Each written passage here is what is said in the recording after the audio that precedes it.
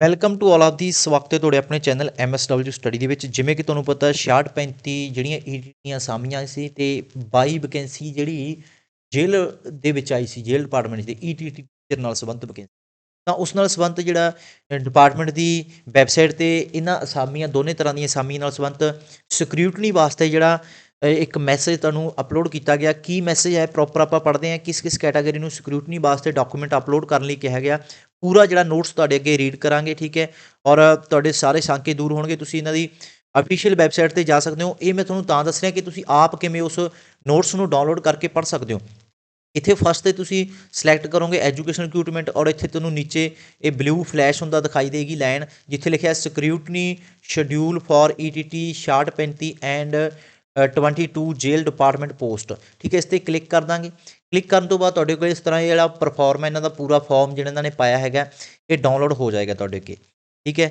ਤਾਂ ਇਹ ਤੁਸੀਂ ਦੇਖ ਸਕਦੇ ਹੋ ਤੁਹਾਡੀ ਸਕਰੀਨ ਤੇ ਡਾਊਨਲੋਡ ਹੋ ਚੁੱਕਿਆ, ਜਿਹੜਾ ਇਹ 25 ਤਰੀਕ ਨੂੰ ਪਾਇਆ ਗਿਆ, ਠੀਕ ਹੈ। ਇਹ 25 ਤਰੀਕ ਨੂੰ ਪਾਇਆ ਗਿਆ, ਠੀਕ ਹੈ। ਔਰ ਇਸ ਦੇ ਵਿੱਚ ਕੀ ਲਿਖਿਆ ਕਿ ਇਹਨਾਂ ਨੇ ਜਿਹੜੀਆਂ ਪੋਸਟਾਂ ਆਈਆਂ ਸੀ 66 35 ਪੋਸਟਾਂ ਸੀ ਔਰ 22 ਪੋਸਟਾਂ ਅਲੱਗ ਤੋਂ ਆਈਆਂ ਸੀ। ਤਾਂ ਇਹਨਾਂ ਲਈ ਸਕਰੂਟਨੀ ਵਾਸਤੇ ਜਿਹੜਾ ਇਹ ਮੈਸੇਜ ਲਾਇਆ ਗਿਆ ਸਾਰੇ ਸਟੂਡੈਂਟ ਤੱਕ। ਔਰ ਤੁਸੀਂ ਦੇਖ ਸਕਦੇ ਹੋ ਜਿਹੜਾ ਜੋ ਉਮੀਦਵਾਰ ਉਕਤ ਭਰਤੀ, ਕਹਿਣ ਮਤਲਬ ਦੋਨੇ ਤਰ੍ਹਾਂ ਦੀਆਂ ਭਰਤੀਆਂ ਵਿੱਚ ਜਿਹੜੇ ਉਮੀਦਵਾਰ ਲਿਖਤੀ ਪ੍ਰੀਖਿਆ ਵਿੱਚ ਹਾਜ਼ਰ ਹੋਏ ਹੋਣ ਅਤੇ ਵਿਗਿਆਪਨ ਅਨੁਸਾਰ ਨਿਰਧਾਰਤ ਵਿੱਦਿਅਕ ਯੋਗਤਾ ਰੱਖਦੇ ਹੈਗੇ ਆ, ਠੀਕ ਹੈ। ਜੋ ਇਹਨਾਂ ਨੇ ਕਿਹਾ ਸੀ ਵੀ ਆਹ ਵਿੱਦਿਆ ਯੋਗਤਾ ਵਾਲੇ ਹੀ ਪੇਪਰ ਦੇ ਸਕਦੇ ਆ, ਤਾਂ ਜਿਹੜੇ ਸਹੀ ਵਿੱਦਿਅਕ ਯੋਗਤਾ ਰੱਖਦੇ ਆ ਤਾਂ ਉਹਨਾਂ ਨੂੰ ਸਰਕਾਰੀ model senior secondary school Microsoft building phase 3 B1 SS ਨਗਰ ਵਿਖੇ ਹੇਠਾਂ ਦਰਸਾਏ ਗਏ ਸ਼ਡਿਊਲ ਅਨੁਸਾਰ, ਹੇਠਾਂ ਇੱਕ ਸ਼ਡਿਊਲ ਹੈ ਉਸ ਦੇ ਤੁਹਾਨੂੰ ਦੱਸਿਆ ਜਾਏਗਾ ਕਿ 9 ਵਜੇ ਤੋਂ ਲੈ ਕੇ 3 ਵਜੇ ਤੱਕ ਅਸਲ ਦਸਤਾਵੇਜ਼ਾਂ ਦੀ ਸਕਰੂਟਨੀ ਲਈ ਸੱਦਾ ਦਿੱਤਾ ਗਿਆ, ਠੀਕ ਹੈ। ਤਾਂ ਉਹ ਸ਼ਡਿਊਲ ਕੀ ਹੈ ਐਂਡ ਤੱਕ ਦੇਖਾਂਗੇ। ਉਸ ਤੋਂ ਪਹਿਲਾਂ ਬਹੁਤ ਸਾਰੀਆਂ ਗੱਲਾਂ ਉਹ ਧਿਆਨ 'ਚ ਰੱਖ ਲਿਓ, ਠੀਕ ਹੈ। 9 ਵਜੇ ਤੋਂ ਲੈ ਕੇ 3 ਵਜੇ ਤੱਕ ਜਿਹੜਾ ਸਮਾਂ ਹੋਏਗਾ ਸਕਰੂਟਨੀ ਦਾ, ਜਿੱਥੇ ਤੁਸੀਂ ਆਪਣੇ ਓਰੀਜਨਲ ਸਰਟੀਫਿਕੇਟ ਜਿਹੜੇ ਅਸਲੀ ਸਰਟੀਫਿਕੇਟ ਉੱਥੇ ਲੈ ਕੇ ਜਾਓਗੇ, ਠੀਕ ਹੈ। ਔਰ ਵਿਦ ਫੋਟੋ ਕਾਪੀਆਂ ਵੀ ਹੋਣਗੀਆਂ ਤੁਹਾਡੀਆਂ। ਔਰ ਇੱਥੇ ਤੁਸੀਂ ਦੇਖਦੇ ਹੋ ਇਹ ਜਿਹੜਾ ਐਡਰੈਸ ਰਹੇਗਾ ਜਿੱਥੇ ਤੁਸੀਂ ਜਾਣਾ ਹੈ, ਸਰਕਾਰੀ model senior secondary school Microsoft building phase 3 B1 SS Nagar Mohali, ਜਿਸ ਨੂੰ ਬੋਲਦੇ ਆਪਾਂ। ਚਲੋ ਅੱਗੇ ਇਹਨਾਂ ਨੇ ਕੀ ਲਿਖਿਆ ਕਿ ਬਿਨੇਕਾਰ ਨਿਰਧਾਰਤ ਸ਼ਡਿਊਲ ਅਨੁਸਾਰ 66 35 ETT ਕਾਡਰ ਤੇ ਜਿਹੜੀਆਂ 22 ਪੋਸਟਾਂ ਜੇਲ੍ਹ ਡਿਪਾਰਟਮੈਂਟ ਦੀਆਂ ਰੱਖੀਆਂ ਗਈਆਂ ਸੀ ਤੇ ਦਸਤਾਵੇਜ਼ ਸਕਰੂਟਨੀ ਆਉਣ ਤੋਂ ਪਹਿਲਾਂ, ਸਕਰੂਟਨੀ ਤੇ ਜਾਣ ਤੋਂ ਪਹਿਲਾਂ ਤੁਸੀਂ ਕੀ ਕਰਨਾ ਹੈ, ਇੱਥੇ ਲਿਖਿਆ ਨਾ ਕਿ ਜਿਹੜੇ ਇਹ ਡਾਕੂਮੈਂਟ ਹੈ, ਠੀਕ ਹੈ। ਤਾਂ ਹੇਠ ਲਿਖੀ ਲਿਸਟ ਹੈ ਕਿ ਇਹ ਡਾਕੂਮੈਂਟ ਸਾਫ਼ ਸੁਥਰੇ ਜਿਹੜੇ ਤੁਸੀਂ ਆਪਣੇ ਜਿਹੜਾ ਇੱਕ PDF ਫਾਈਲ ਬਣਾ ਕੇ ਦੇਖਿਆ, ਰਨਿੰਗ PDF ਫਾਈਲ, ਠੀਕ ਹੈ। ਇੱਕ ਰਨਿੰਗ PDF ਤਿਆਰ ਕਰਕੇ ਇਹਨਾਂ ਦੀ ਇਹ ਅਫੀਸ਼ੀਅਲ ਈਮੇਲ ID ਹੈ, ਇਹ 'ਤੇ ਤੁਸੀਂ ਭੇਜਣੇ ਹੈਗੇ ਆ, ਠੀਕ ਹੈ। ਇਹ 'ਤੇ ਤੁਸੀਂ ਆਪਣਾ ਸਾਰੇ ਡਾਕੂਮੈਂਟ ਦਾ PDF ਤਿਆਰ ਕਰਕੇ ਇਹਨਾਂ ਦੀ ਡਿਪਾਰਟਮੈਂਟ ਦੀ ਅਫੀਸ਼ੀਅਲ ਇਹ ਵੈਬਸਾਈਟ ਹੈ, ਇਸ 'ਤੇ ਭੇਜਣਾ ਹੈਗਾ, ਠੀਕ ਹੈ। ਇਹ ਅਫੀਸ਼ੀਅਲ ਵੈਬਸਾਈਟ ਤੁਸੀਂ ਦੇਖ ਸਕਦੇ ਹੋ, ਤੁਹਾਨੂੰ ETT 66 35@gmail.com 'ਤੇ, ਠੀਕ ਹੈ। ਤਾਂ ਦੋਵੇਂ ਭਰਤੀਆਂ ਵਾਲੇ, ਠੀਕ ਹੈ, ਦੋਵੇਂ ਭਰਤੀਆਂ ਚਾਹੇ ਕਿਸੇ ਨੇ 22 ਰਿਕਰੂਟਮੈਂਟ 'ਚ ਉਹ ਕੀਤਾ ਗਿਆ ਅਪਲਾਈ ਕੀਤਾ ਸੀ, ਚਾਹੇ ਕਿਸੇ ਨੇ 66 35 'ਚ ਕੀਤਾ ਹੈਗਾ, ਤਾਂ ਕਿਹੜੇ ਕਿਹੜੇ ਡਾਕੂਮੈਂਟ ਦਾ ਤੁਸੀਂ PDF ਬਣਾ ਕੇ ਭੇਜਣਾ ਇੱਥੇ ਦੇਖੋ। ਇਹਨਾਂ ਨੇ ਲਿਖਿਆ ਕਿ ਆਪਣੇ ਦੋਵੇਂ ਭਰਤੀਆਂ ਦੇ ਰਜਿਸਟ੍ਰੇਸ਼ਨ ਨੰਬਰ ਅਤੇ ਨਾਮ ਭਰ ਕੇ ਈਮੇਲ ਕਰਿਆ ਜਾਵੇ, ਠੀਕ ਹੈ। ਤਾਂ ਇਸ ਈਮੇਲ 'ਤੇ ਆਪਣਾ ਰਜਿਸਟ੍ਰੇਸ਼ਨ ਨੰਬਰ ਅਤੇ ਆਪਣਾ ਨਾਮ, ਔਰ ਤੁਸੀਂ ਦੇਖ ਸਕਦੇ ਹੋ ਜਨਮ ਮਿਤੀ ਦਾ ਸਰਟੀਫਿਕੇਟ, 10ਵੀਂ ਦਾ ਸਰਟੀਫਿਕੇਟ ਤੁਹਾਡਾ ਉੱਥੇ ਹੋਣਾ ਚਾਹੀਦਾ। ਉਸ ਦੀ ਫੋਟੋ ਕਾਪੀ ਅਪਲੋਡ ਕਰਨੀ ਹੈ। ਇੱਕ ਸੈਕਿੰਡ, ਸਾਫ ਸੁਥਰਾ, ਹਾਂ ਤੁਸੀਂ ਓਰੀਜਨਲ ਹੀ ਜਿਹੜੇ ਆਪਣੇ ਇੱਥੇ ਫੋਟੋ ਕਾਪੀ ਦੀ PDF ਨਹੀਂ ਬਣਾਉਣੀ, ਓਰੀਜਨਲ ਹੀ ਜਿਹੜੇ ਤੁਹਾਡੇ ਸਰਟੀਫਿਕੇਟ ਆ ਅਸਲੀ ਸਰਟੀਫਿਕੇਟ ਉਹਨਾਂ ਦੀ ਹੀ PDF ਬਣਾ ਕੇ ਅਪਲੋਡ ਕਰਨੀ ਹੈ।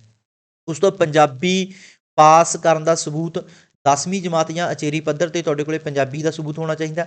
ETT ਜਾਂ ਤੁਸੀਂ DLED ਕੋਈ ਵੀ ਡਿਪਲੋਮਾ ਕੀਤਾ ਉਸ ਦਾ ਸਬੂਤ, ਅਤੇ ਉਹਦਾ ਕੋਰਸ ਦਾ ਜਿਹੜਾ DMC ਅਤੇ ਤੁਹਾਡੀ ਡਿਗਰੀ ਜੋ ਵੀ ਹੋਏਗੀ ਉਹ ਨਾਲ ਹੋਣੀ ਚਾਹੀਦੀ ਹੈ।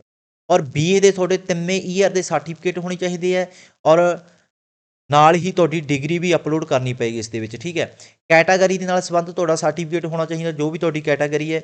ਔਰ ਜੇਕਰ ਤੁਸੀਂ ਪੰਜਾਬ ਰਾਜ ਦੇ ਵਸਨੀਕ ਹੋ ਤਾਂ ਹੋਣ ਦਾ ਸਬੂਤ ਹੈ ਤੁਹਾਡੇ ਕੋਲ, ਠੀਕ ਹੈ। ਕੇਵਲ ਉਹੀ ਵਿਦਿਆਰਥੀ ਜਿਨ੍ਹਾਂ ਨੇ ਕਿਸੇ ਕੈਟਾਗਰੀ ਵਿੱਚ ਰਿਜ਼ਰਵ ਲਈ ਅਪਲਾਈ ਕੀਤਾ ਹੈ, ਇਹ ਲਿਖਿਆ ਕਿ ਪੰਜਾਬ ਰਾਜ ਵਸਨੀਕ ਹੋਣ ਦਾ ਸਬੂਤ ਕੇਵਲ ਉਹੀ ਉਮੀਦਵਾਰਾਂ ਨੇ ਕਿਸੇ ਰਿਜ਼ਰਵ ਕੈਟਾਗਰੀ ਵਿੱਚ ਅਪਲਾਈ ਕੀਤਾ ਹੈ, ਤਾਂ ਇਹ ਉਹ ਬੰਦੇ ਹੀ ਭੇਜਣਗੇ, ਇਹਨਾਂ ਨੇ ਲਿਖਿਆ, ਠੀਕ ਹੈ।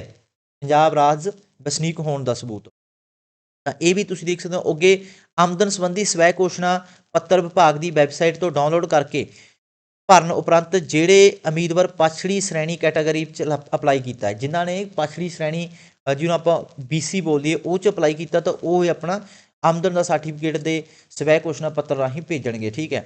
ਔਰ ਜੇਕਰ ਉਮੀਦਵਾਰ ਵੱਲੋਂ ਵੱਖ-ਵੱਖ ਕੈਟਾਗਰੀ ਵਿੱਚ ਅਪਲਾਈ ਕੀਤਾ ਗਿਆ ਹੈ, ਤਾਂ ਉਹ ਆਪਣੀ ਹਰ ਇੱਕ, ਕਈ ਵਾਰੀ ਉਮੀਦਵਾਰ 2 ਕੈਟਾਗਰੀ 'ਚ ਅਪਲਾਈ ਕਰ ਦਿੰਦਾ, ਤਾਂ ਆਪਣੀ ਹਰ ਕੈਟਾਗਰੀ ਦੀ ਡਿਟੇਲ ਭੇਜੂਗਾ। ਠੀਕ ਹੈ। ਇਸ ਸਕਰੂਟਨੀ ਦਾ ਜਿਹੜਾ ਸਕਰੂਟਨੀ ਤੋਂ ਪਹਿਲਾਂ ਤੁਸੀਂ ਇਹ ਵੈਬਸਾਈਟ 'ਤੇ ਇੱਕ ਆਪਣਾ PDF ਬਣਾ ਕੇ ਓਰੀਜਨਲ ਸਰਟੀਫਿਕੇਟ ਦਾ ਜਿਹੜਾ ਲਿਸਟ 'ਚ ਲਿਖਿਆ ਹੋਇਆ ਸਾਰਾ ਕੁਝ ਤੁਸੀਂ ਅਪਲੋਡ ਕਰਨਾ ਹੈਗਾ।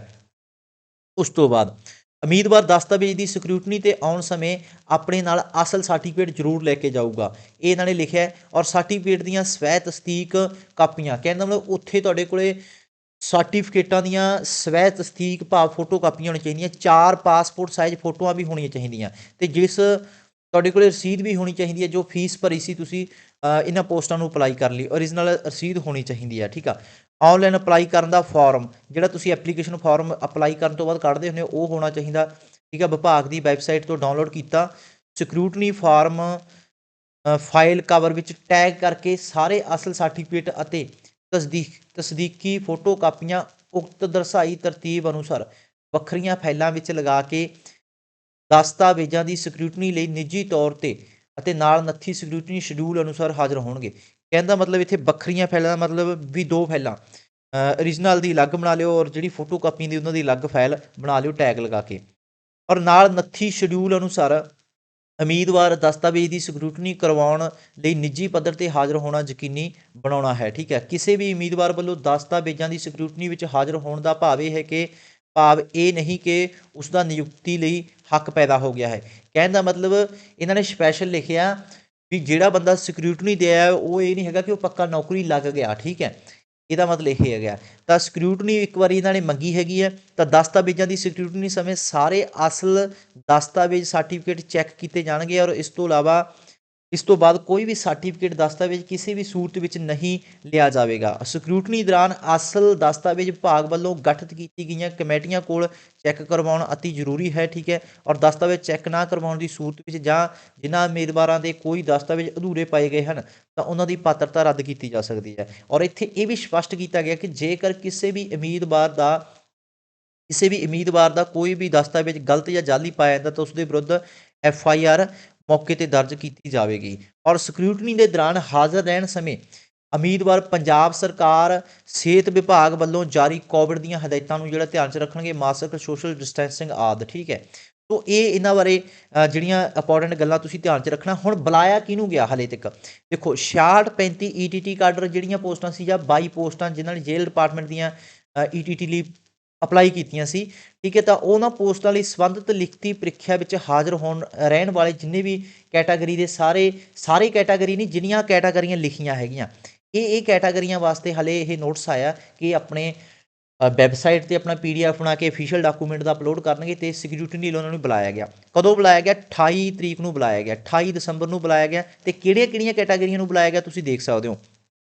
66-35 ਦੇ ਵਿੱਚ ਜਿਨ੍ਹਾਂ ਨੇ ਅਪਲਾਈ ਕੀਤਾ ਸੀ, ਉਹਨਾਂ ਦੇ ਵਿੱਚ SC MB ਨੂੰ ਬੁਲਾਇਆ ਗਿਆ, ESM, SC RO ESM ਨੂੰ ਬੁਲਾਇਆ ਗਿਆ, BC ESM ਨੂੰ ਬੁਲਾਇਆ ਗਿਆ, ਜਨਰਲ ESM ਨੂੰ ਬੁਲਾਇਆ ਗਿਆ। ਠੀਕ ਹੈ। SC MB ਸਪੋਰਟਸ ਦੇ ਵਿੱਚ ਬੁਲਾਇਆ ਗਿਆ, SC RO ਸਪੋਰਟਸ ਦੇ ਵਿੱਚ ਬੁਲਾਇਆ ਗਿਆ, ਜਨਰਲ ਸਪੋਰਟਸ ਦੇ ਵਿੱਚ ਬੁਲਾਇਆ ਗਿਆ, ਫਰੀਡਮ ਫਾਈਟਰ ਵਾਲਿਆਂ ਨੂੰ ਬੁਲਾਇਆ ਗਿਆ, physical handicapped visual, physical handicapped hearing ਦੇ ਵਿੱਚ ਬੁਲਾਇਆ ਗਿਆ।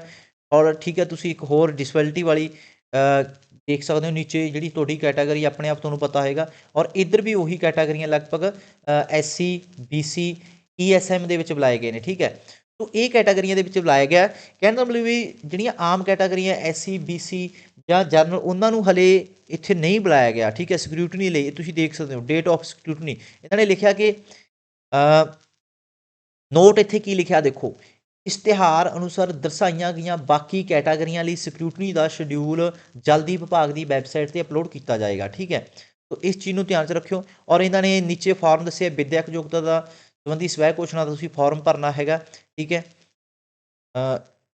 ਨੀਚੇ ਦਿਖਾਇਆ ਗਿਆ। ਠੀਕ ਹੈ। ਇਹ ਹੈ ਕਿ ਮੈਂ ਸੰਬੰਧਿਤ ਪੋਸਟ ਲਈ ਸਾਰੀਆਂ ਸ਼ਰਤਾਂ ਪੂਰੀਆਂ ਕਰਦਾ ਹਾਂ ਅਤੇ ਕਰਦੀ ਹਾਂ ਜੋ ਵੀ ਹੈ। ਠੀਕ ਹੈ। ਯੂਨੀਵਰਸਿਟੀ ਤੋਂ। ਠੀਕ ਹੈ। ਇਹ ਚੀਜ਼ਾਂ ਹੈਗੀਆਂ ਨੀਚੇ, ਇਹ ਫਾਰਮ ਤੁਸੀਂ ਡਾਊਨਲੋਡ ਕਰ ਸਕਦੇ ਹੋ।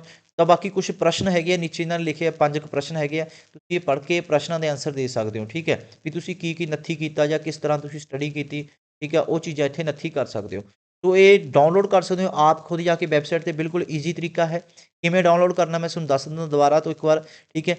ਇਹ ਇਹਨਾਂ ਦੀ ਵੈਬਸਾਈਟ ਹੈ, ਅਫੀਸ਼ੀਅਲ ਵੈਬਸਾਈਟ ਹੈ, ਠੀਕ ਹੈ। ਉੱਥੇ ਜਾ ਕੇ ਤੁਹਾਨੂੰ ਆਹ ਚੀਜ਼ ਮਿਲੇਗੀ, ਇਸ 'ਤੇ ਤੁਸੀਂ ਕਲਿੱਕ ਕਰ ਦੋਗੇ, ਠੀਕ ਹੈ। ਇਹ ਜਿਹੜਾ ਤੁਹਾਡੇ ਅੱਗੇ ਫਲੈਸ਼ ਹੋ ਰਹੀ ਹੈ ਲਾਈਨ, ਇਸ 'ਤੇ ਕਲਿੱਕ ਕਰੋਗੇ ਆਟੋਮੈਟਿਕ ਤੁਹਾਡਾ ਜਿਹੜਾ ਇਹ ਫਾਰਮ ਡਾਊਨਲੋਡ ਹੋ ਜਾਏਗਾ। ਅਫੀਸ਼ੀਅਲ ਵੈਬਸਾਈਟ ਦਾ ਨਾਮ ਹੈ ਐਜੂਕੇਸ਼ਨ ਰਿਕਰੂਟਮੈਂਟ ਬੋਰਡ, ਇਹਨੂੰ ਗੂਗਲ 'ਚ ਜਾ ਕੇ ਸਰਚ ਕਰ ਸਕਦੇ ਹੋ।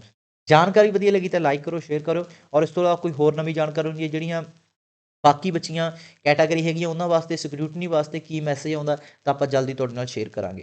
ਠੀਕ ਹੈ ਜੀ, so thank you, take care, bye bye. ਮਿਲਾਂਗੇ ਕਿਸੇ ਨੈਕਸਟ ਹੋਰ ਵੀਡੀਓ ਦੇ ਵਿੱਚ।